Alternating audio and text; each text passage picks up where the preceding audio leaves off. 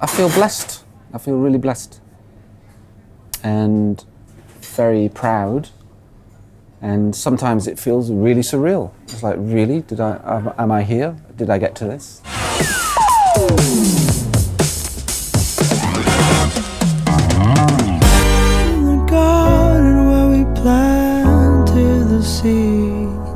A soothing sound. That is the best way to describe Cinematic Orchestra.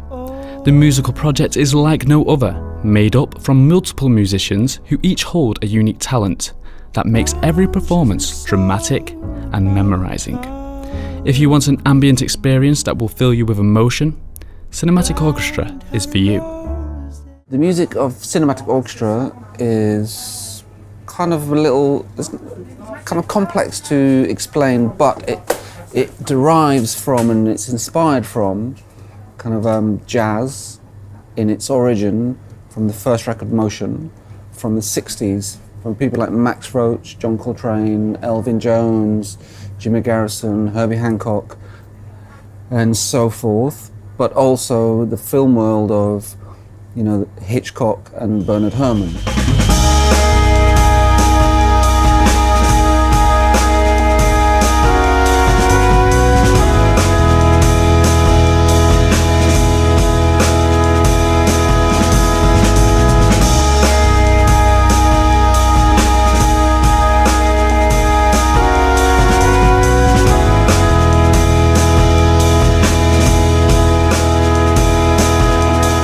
The more music I listen to, whether it's classical, electronic, jazz, blues, soul music,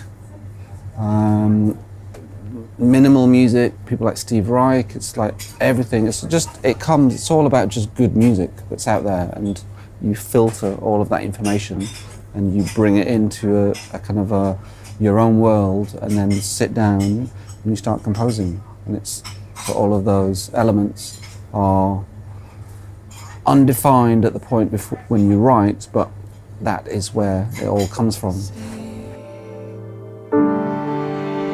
And be what I want to be.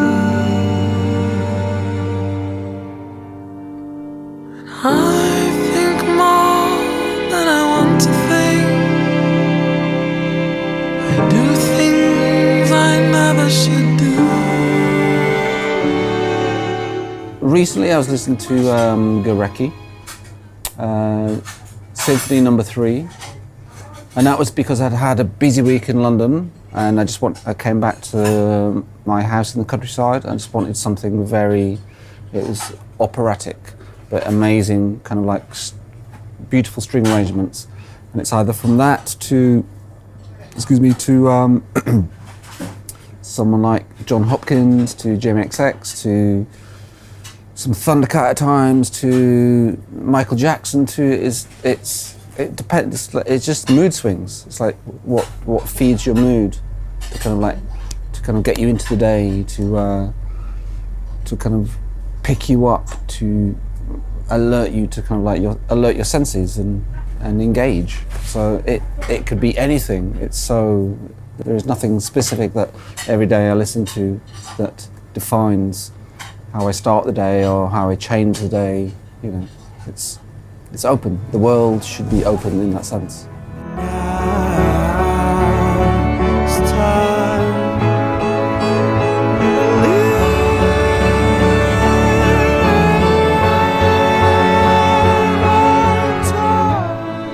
That's actually, it's like with To Build a Home, it was catching the moment, and Patrick Watson and myself, we caught the moment, and that wasn't predetermined, it wasn't designed, it kind of happened. We didn't go, it's like we're going to write this big song which has become part of my legacy in a sense. But it was just, I flew to Montreal, it's like, Patrick, I've got a bunch of chords here, it's like, let's write a song. And we did it old school.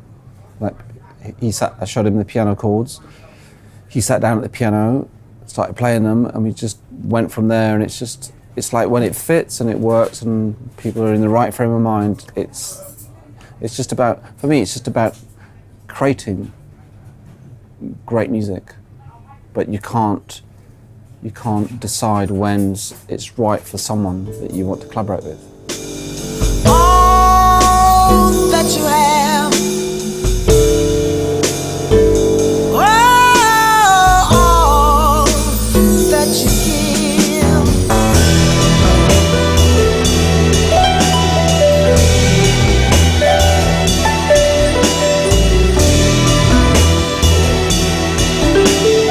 The first live show we did was at the Brighton Jazz Bop, which is obviously in Brighton, kind of below London.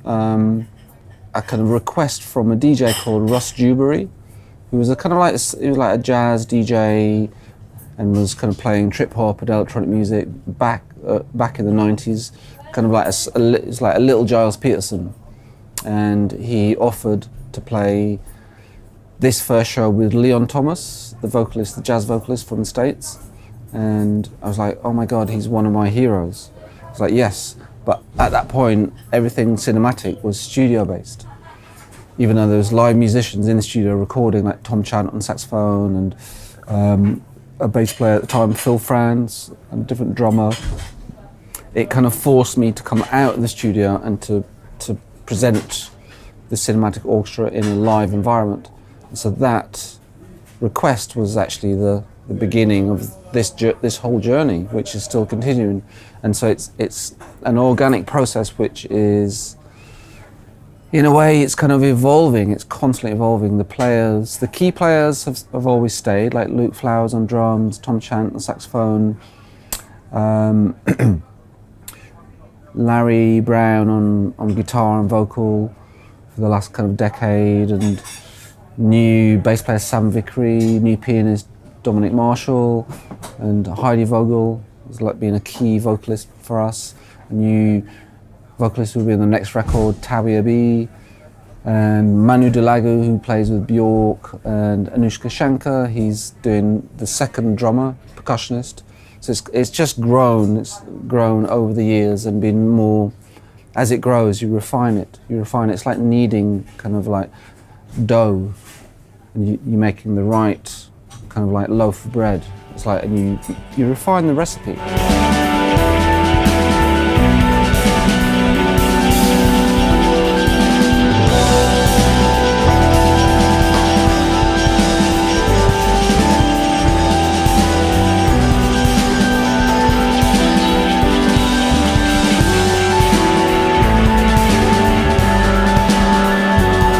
I feel blessed. I feel really blessed and very proud, and sometimes it feels really surreal. It's like, really, am I here? Did I get to this? Because it was just a hobby to make music. But it's a wonderful feeling. It is absolutely wonderful. And the more that I can share music and new music to the world, the happier I will be.